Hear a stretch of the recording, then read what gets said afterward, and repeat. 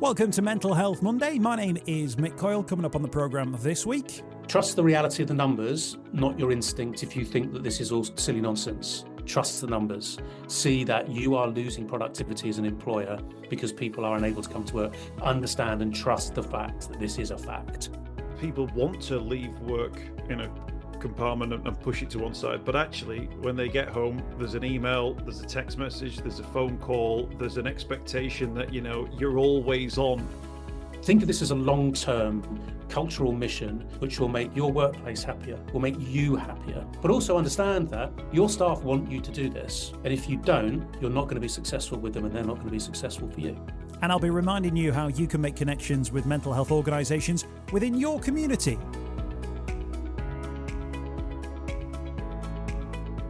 The home of the UK's conversation about mental health. Welcome to Mental Health Monday for this World Mental Health Day 2024.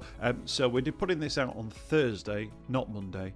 So apologies if we're a little bit behind in the schedule. But of course, World Mental Health Day is where there is a global focus on mental health. So I want to make sure we've got a podcast that is ripe and ready to go for today. And actually, the theme of World Mental Health Day 2024 is workplace mental health. Now, you will know that for many years I've been talking about the Where's Your Head At campaign, which is about mental health first aiders within every workplace and also places like colleges, so that every workplace is equipped with the ability to know and understand the mental health impacts that work has on the lives of its employees, but also how mental health issues might find their way into a workplace and actually cause that workplace particular problems, and having the skill sets to be able to deal with it.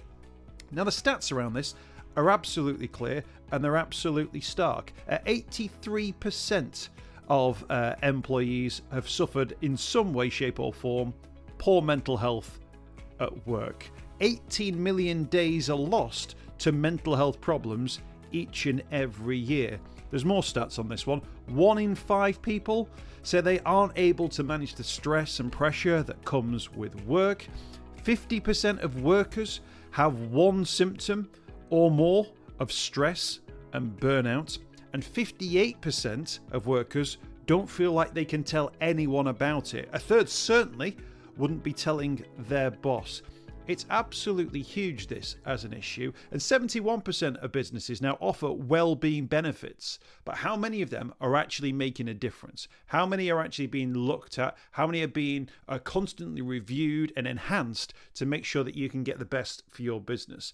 What's the return on investment? That's the other big question that people ask around this one as well. If I invest in mental health for my staff, what do I get in return? And I was talking to Natasha Devon from the Where's Your Head At campaign, and she was telling me that it's a really hard thing to put your finger on because, of course, if you have an intervention in regards to your mental health, because you speak to a colleague, and as a result of that, you don't need to take time off work, that isn't something which clocks up on a chart somewhere. Absolutely not. That's just something which means that that person stays in the workplace. But what actually happens then is that person stays within the workplace because they're helped and supported. They don't go looking for jobs elsewhere. Your staff turnover reduces. The presenteeism, this idea that you are in the workplace but your mind is elsewhere, that reduces too. And it means that then people stay loyal to your business. They're less likely to move on. They'll be more productive and so on and so forth. So businesses that do invest in mental health for their employees see the benefit, but they see it over a long term. If you're looking for a short-term fix, there are obvious benefits to that too.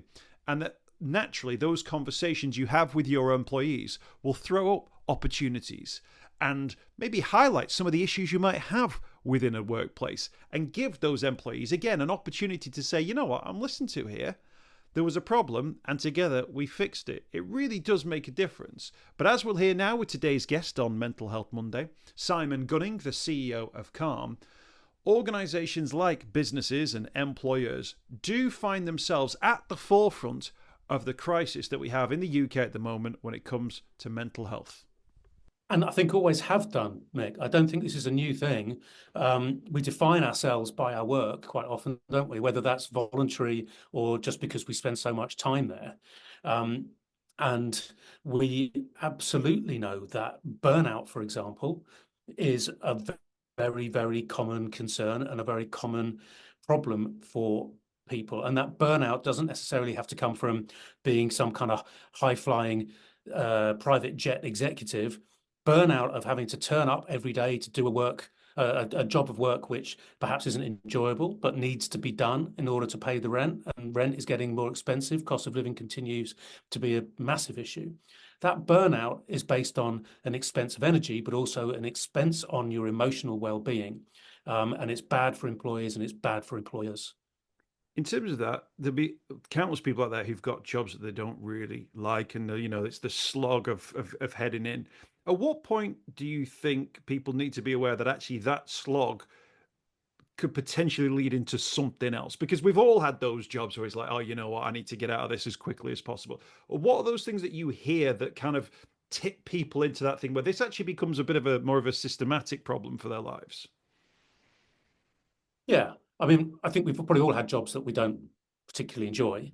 And stress is a part of life, isn't it? Stress is an important part of life because it can inform us how to behave in order to protect ourselves. So the stress of the fight and flight response has, helps us as individuals and as a species. But stress can be so all-consuming throughout your life. Now, we all know as well that we don't leave stress at work, do we? We take it out of work and it becomes a part of our personal life. We all know that for so many of us, when we experience stress at work or unhappiness at work, we're going to be taking that into our private lives. And that's something that we really need to be aware of for our own happiness, that we need to be able to compartmentalize parts of our lives. And that can take quite a lot of personal work. A recent survey showed that nearly a third of the 12,000 people surveyed by Global Business Collaboration for Better Workplace Mental Health said that they would not tell their boss when they were feeling stress at work. It's seen as a weakness, isn't it? Especially amongst certain parts of society. It's seen as something that we are unable to demonstrate in our workplace, and when that's adversely affecting us outside of that workplace, that starts to become a real problem. So I would really suggest that we watch for how we're behaving in work, but how that's affecting us out of work, because I mean, there's probably something really awful about bringing your whole self to work. You probably don't want to do that, do you? But you want to bring your best self, and you want to be able to take that best self with you when you leave work at whatever time that is and you go home. How much of what some of those sort of stress levels do you think are down to the fact that actually people want to leave work in a compartment and push it to one side, but actually when they get home, there's an email, there's a text message, there's a phone call, there's an expectation that you're always on, and actually the old 9 to 5 is pretty much dead now, and actually there's more of an expectation that there's this always on, you're always working, you're often at the beck and call. Is that something you hear a lot about? Oh yeah, it's completely exhausting, and I'm guilty of that as well. I'm guilty of picking up my phone at 9:30 on a 9:30 on a Friday night, thinking, "Oh, I've just got to send," and you've got to not do that. We have to. Well, I've got to do it for my own brain, haven't I? Don't you think? I think I have. I've got to do that and find a part of my life where I'm not always thinking about that part, the work and what's going to be happening on Monday and those kind of things. But I've also got to think about the people with whom I work, with my colleagues. That if I'm sending that email or that Slack message or that WhatsApp or whatever it might be, whether that's to a work group or to an individual, I am now setting certain expectations for them that somebody is going to think, oh God, I've got to reply to that now. And I've brought them with my own problem. I think we have to be compassionate and considerate for the people around us, because that's going to come back on us too, right? That we create an environment around our work life where we're productive and we're happy. We continue to turn up because we are not experiencing burnout and stress. Let's share that around the place. And that's certainly what we try to do at Calm. That's the classic thing, isn't it? Of I sent you this email received at 9:07 on a Monday morning. I sent you this email on Friday, wondered if you had a chance to come back to me on it yet. And you think, hang on a minute, you didn't send this 3 days ago. You sent this 7 minutes ago. That's when you sent it, Yeah. because 7 minutes ago was when I logged on at 9 o'clock on a Monday morning. Let me put this to you, and you're the CEO of Calm, and the work you do is without question. But it's got to come from the CEO as well, hasn't it? Like if the CEO is sending emails at 9:30 on a Friday to members of staff. That speaks, doesn't it, to maybe a culture within a workplace that everyone's always on, and there's an expectation because the boss is doing it, so you should be doing it too. That's one of those things that senior members of staff have got to bear in mind, isn't it? It is, and I sort of reiterate that I don't think that stress at work, in its sort of cliched portrayal, is correct. It would be it's the high flying business people, it's the big money earners. I think that I think yes, it probably is. It is stressful being okay. It is stressful being a CEO. There you are. I put it out there. It's really stressful when you're struggling to feed your kids and you're going to work in an environment which is very different to the environment that I work in. And I think we need to appreciate that these human brains react in the same way to the stimulus around them. And if you've got a CEO of a business who's setting those expectations, or if you've got a middle manager who's setting those expectations, the people that are working into them, it's exactly the same principle. If you've got somebody who is not in an email type situation environment, but those demands are being placed on them, then that grinds you down, and that leads to what is it's a technical term, burnout. We've just published a guide for burnout at work, about how to understand when your brain isn't working in the way that it should. Understand also that for so many people, going to the pub after work, that could be a really sociable thing, but it could be an indicator that actually things aren't going well. If you start to become reliant on substances, you start to self-medicate to reduce that stress, then the materials that we've made for World Mental Health Day is around understanding burnout and then dealing with it. And if the way to sort of maybe address that for us is that we've made that sort of a part of compulsory reading for people that work at Calm as well. And a lot of us manage people, and we have to take those lessons and apply them to ourselves for our own well-being and for the people around us. Give us a sense of burnout. What does it feel like? An inability to perform to a level where you really expect yourself to be able to get to. I think it's not freeing our brains to have some of the good chemicals which are not work related. Understanding that we're multifaceted creatures that need different sorts of part of our lives. We need leisure. We need to be able to divert our brains into other areas. For some people, me included, I get a huge amount of pleasure from work, but I need to educate myself to understand that if that's all I do, then at some point pretty soon I'm not going to be able to do it anymore. And this isn't weakness. This isn't an expression really necessarily of vulnerability. This is an understanding of how human brains work, because they're chemically driven machines and they break. And if we don't understand the boundaries where we can take those brains and what we can do to make them feel better, we'll break them. We've seen the consequences, aren't we, of not having, the best practices in place for this, 18 million days lost to mental health, across the Amazing. UK. Big impact on the economy there, of course, as well as those sort of individual businesses. So from a GDP scale, this is an issue of scale. And there are 2.3 million people who would normally be in work but are currently out of work. And actually, when you look at some of the factors around that, mental health issues is one of the major players as to why people aren't returning to the workplace as well. So, I mean, if you were to do this on almost on a return on investment point of view, you could make a strong economic case. We should be making the human and the social case for this, but actually, from a purely economic point of view, decision makers would look at this and go, "Oh, this absolutely makes sense to tackle and deal with because it actually affects our bottom line." Well, it's irrefutable. I mean, the problem that we have is purely cultural. It isn't scientific or medical. The problem is a cultural reluctance to acknowledge brains as being something which can make us feel ill. That, well, you have the big knee operation, and it was like, he's got through it. He's a tough guy, and he's come back to work a week earlier than he was meant to.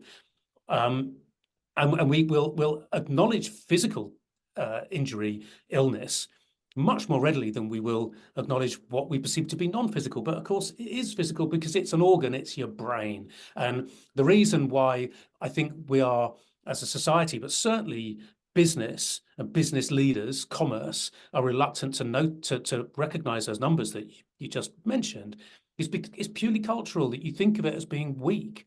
And that's daft, because the ultimate bottom line is the bottom line. People are unable to work because they are feeling emotionally, medically, physically, through the reaction of their brains, unable to do so. So it's an investment. We have a thing on our website called Champion Health. And it's about training people in a corporate or a non-corporate environment. I encourage everybody to go and have a look at it and play with it, about to understand what anxiety really is, what different forms of either mental discomfort, mental ill health, but fundamentally what your brain does and what it's meant to do. Understand how that works and take it into every environment, including the workplace, because you're much better off having happy people come to work, whether they're selling your thing or doing or making your thing, whatever it is they do. That's going to be better for your business. Let me ask you about Pizza Friday. Businesses who go, yeah, we look after the well-being of our staff. Every Friday at 3 p.m, pizzas show up, and that's our way of, letting them let their hair down.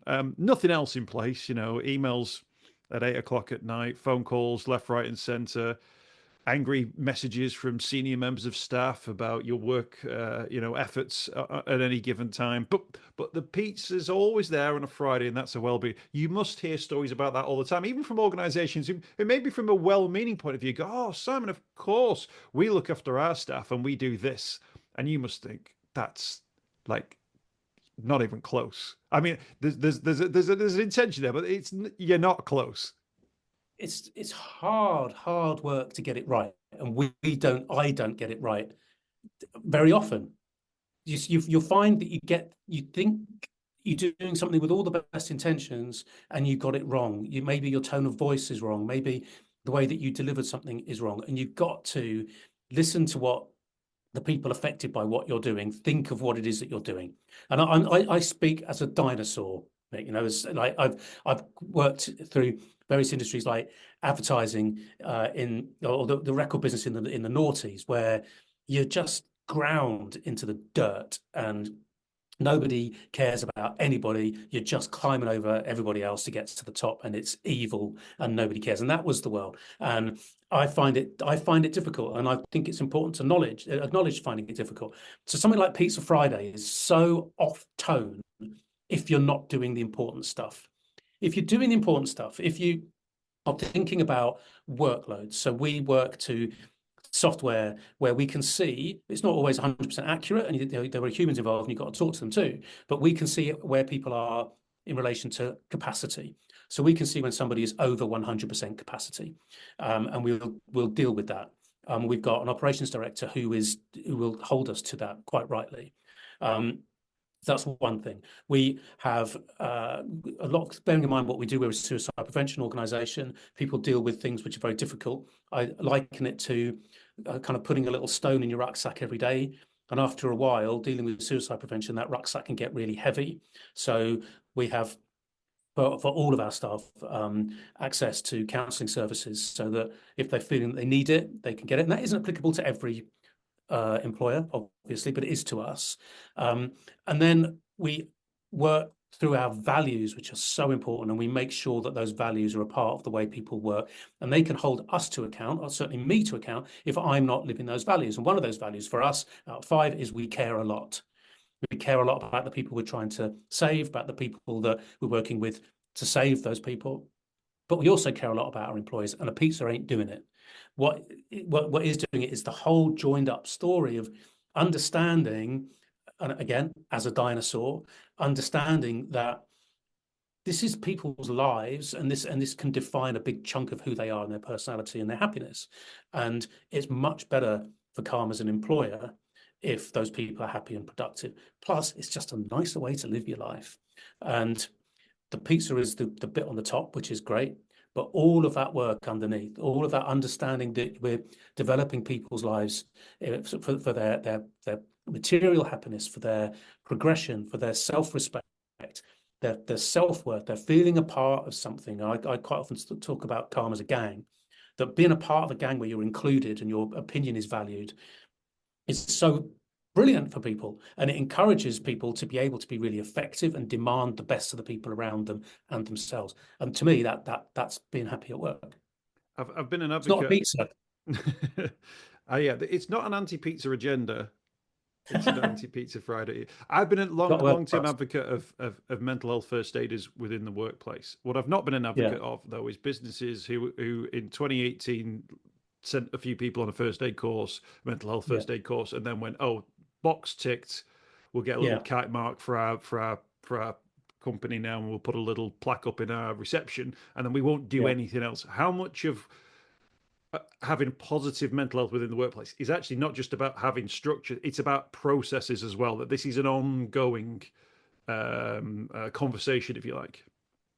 Yeah, it's about, it certainly isn't one and done. You can't put things in place and expect them to be right forever, but it's also about communicating the existence of those and giving people the permission. Back to that survey where people don't want to talk to their boss when they've got something going wrong with their brain, but they will do when they've got a cold or COVID or whatever it might be.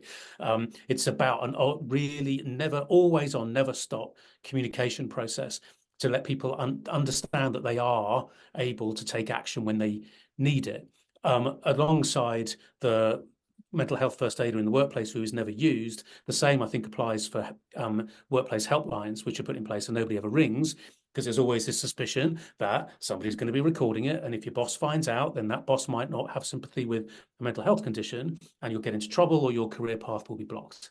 So as employers, it's not a finished job. You can't tick a box or a number of boxes and then think you're done. You need to put people in charge of these things who will really understand how people are doing. We run an ENPS survey every quarter, which is quite an agricultural sort of tool. It's just, would you recommend Calm to people, to friends and family? It's not nuanced, but it gives us kind of a guideline of where we're doing in relation to where we were 6 months ago. A little bit like Fitbit. I don't really know how many steps I'm doing. I just know if I did more today than I did yesterday, the other way around. And surveys, giving people the ability to feed back on how things are doing is the ultimate litmus test. But doing that and then not listening to it is the ultimate insult, which is probably an indicator of a Pizza Friday type mentality. Let me ask you one last question then, Simon. In terms of for organizations who are thinking, we're not in this space, we need to be in this space, it sounds like it would be good for us, but we do not even know where to begin. Because if we were beginning, we'd probably start with Pizza Friday. What are those steps? Yeah. What would you say to those organizations who haven't even considered this as an opportunity or a benefit to their organization, are unsure about what investment they need to make in it, for instance? What do you say to them to encourage them to take them steps to actually get those measures in place? Trust the reality of the numbers, not your instinct, if you think that this is all silly nonsense. And lots of people do think this is all silly nonsense still in 2020, nearly 2025. People think this is all made up.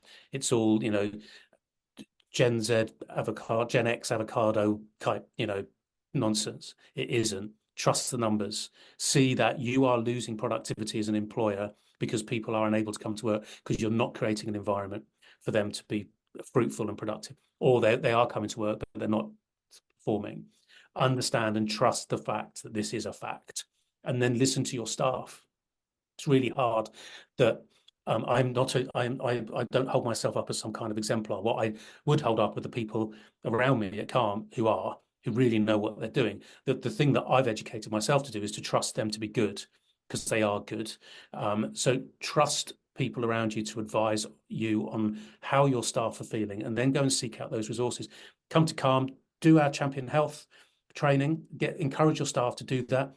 Read the stuff that we've made around burnout in the workplace, but then also about all the things that could be affecting the people who work in your business. Anxiety and stress and burnout. Think of this as a long-term cultural mission which will make your workplace happier, will make you happier, and will result in retaining the really good staff, maybe churning away the staff that aren't really into into a progressive, forward-focused agenda. But also understand that your staff want you to do this, and if you don't, you're not going to be successful with them, and they're not going to be successful for you. Simon, it's always a pleasure to speak. Thank you so much for your time. Really appreciate your time today. Not at all, Mick. Thanks very much. Simon Gunning, the CEO of Calm, the campaign against living miserably. I'll put links to their website in the podcast notes. They're a brilliant organisation doing some fantastic work. If you're looking for ways to support Calm, by the way, they're the current Omaze charity partner. You know, that organisation that does those massive prizes that you'll see on TV. Their prize draw currently is to win a house in Devon, with the money raised going directly towards Calm's life-saving services. I'll put a link to that in the podcast notes as well. Thanks to Simon, brilliant guest. Someone who actually turned to Calm to look for help and advice is actually going to be our guest on Monday's podcast. So the next episode of Mental Health Monday, Sadie's our guest. So please do subscribe to the podcast. As ever, there are support services out there for you. If you would like to speak to someone from a listening point of view, the Samaritans are available on 116 123. If you want to find mental health services where you live, go to the Hub of Hope, hubofhope.co.uk, type in your postcode, those local services will appear. If you want to text somebody, you can text SHOUT to 85258 and someone will respond to you through that. But whatever's going on in your life, do keep those conversations moving. Do look for those organisations like Calm, like the services you find on Hub of Hope on World Mental Health Day. Do not be on your own. Thank you as ever for listening to Mental Health Monday. We'll be back very soon.